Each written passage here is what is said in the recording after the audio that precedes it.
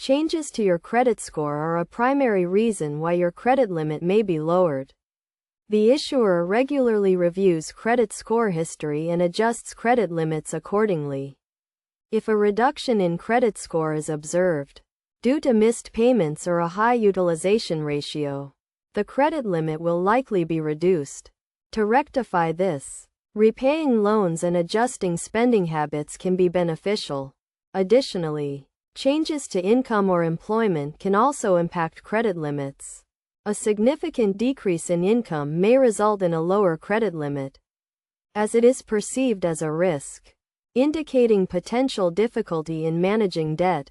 In such cases, adjusting spending and exploring ways to increase earnings can be helpful. External factors, such as recession and financial instability, can also lead to credit limit reductions, as lenders aim to mitigate potential losses and optimize profitability. Overall, these factors contribute to the decision to lower credit limits, ultimately affecting an individual's credit management.